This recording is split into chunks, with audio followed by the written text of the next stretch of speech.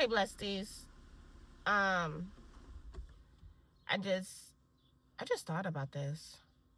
I remember how tired I became being in the streets, doing the street life, same thing every day, different drama.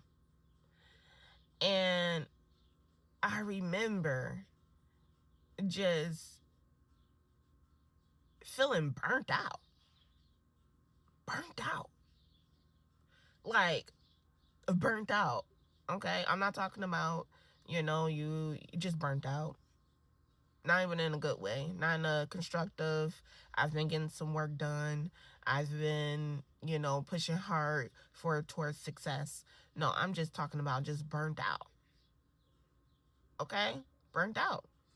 And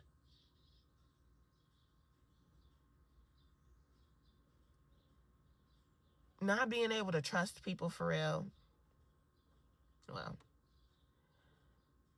it's just not a life to continue to do for decade after decade after decade after decade. I mean, just me being in that type of life and dabbling in that type of life for a few years that I was like, now coming out of that, it's like I don't see how people do that for decades. Decades. Partying, the smoking, the drinking, the clubbing, the hustling, the this, the that, the fighting, the arguments, the drama, backbiting, the betraying, the scheming, the scheming, the scamming, all that. Like, just living a life of all of that. The sex, bed to bed. Oh my Lord. Oh my Lord. It's like when you go down memory lane of where God saved you from, it's like, wow, I cannot believe it's still people in there. We got to get them out. We got to get them out. We got to get them out. Because that's not a life to live. You wake up only with one thing on your mind, and that is to live a life of debauchery.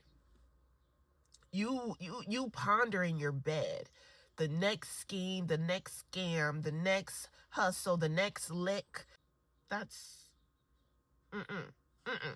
that's not the word. That's not the life that we are supposed to be living. You call yourself a child of God, and that you claim Jesus Christ, right? You claim Jesus Christ. Like, you can't claim Jesus Christ like you claim a set. Like, it don't go like that. You know what I mean? You have to lay down your life. You have to tell your flesh to shut up. This is what we're about to do right now. This is what we're about to do for the rest of our life. The rest of your life, flesh, here on this earth. This is what we're about to do. We're not about to do no longer what you want to do, but we're about to do what the Lord and the Spirit of God says. That's what we're about to do. Sometimes you just got to talk to your flesh. Some people call it crazy, but sometimes you got to do that because you're already crazy in the activity that you're doing. It's kind of like mental illness. It's kind of like mental illness, what you are doing. You know what I mean? So let's get out of that, y'all. Let's get out of doing the same routine of debauchery every single day. Now, did I come out of it in one prayer? Did I come out of it in one spiritual song? Did I come out of it in one sermon that I heard online? No. Did I come out of it from hearing one TED Talk? Did I come out of it by someone confronting me and telling me to come on out? No, it's you crying out to God.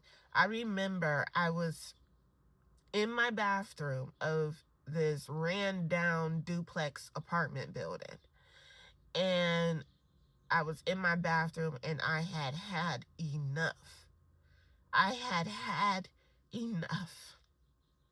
And I knew that this was not a life for me to be living. And so what I did, y'all, I went in that bathroom and I said to God, I looked up.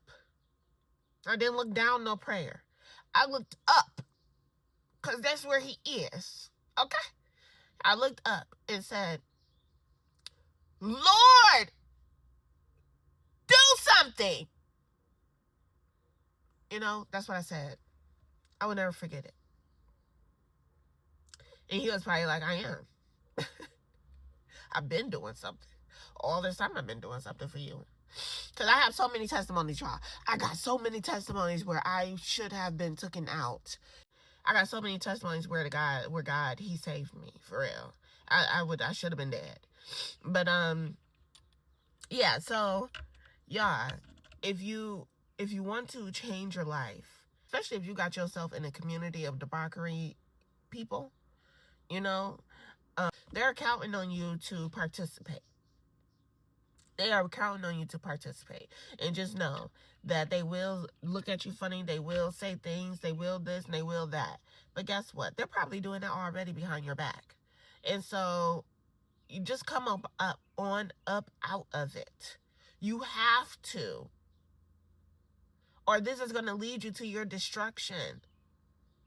You cannot just rep Jesus like he's a set. You can't, it don't work like that, and think that you are going to live a abundant life, a prosperous life in your soul, in your spirit, right?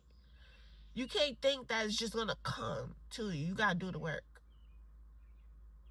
And the work is laying it down, quitting, stopping, ignoring, moving. You got to flee. You have to flee from it. You have to flee. You have to flee. You have to flee. Now, I know that it's this old saying, if you scared, go to church. You know what I mean? Like, you should be scared. And you should come to church.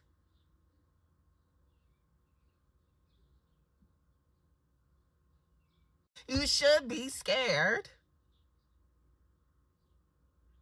and go to church.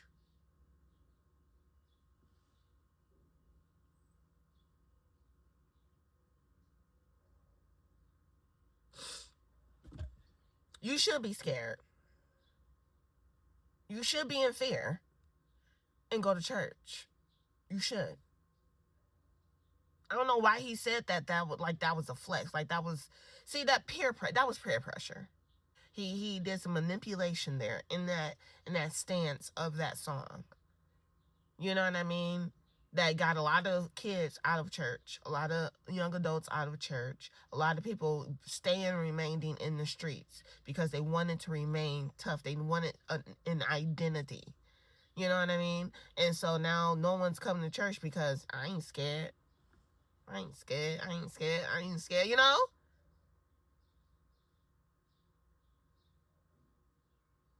That's wild. Now that's wild. You should be scared. You should come to church. You have to. That's the thing that's going to get you to come to church is you being scared or having fear. You should be fearful to go to hell. But anyway, I'll talk to y'all later, Blessedies. Toodles.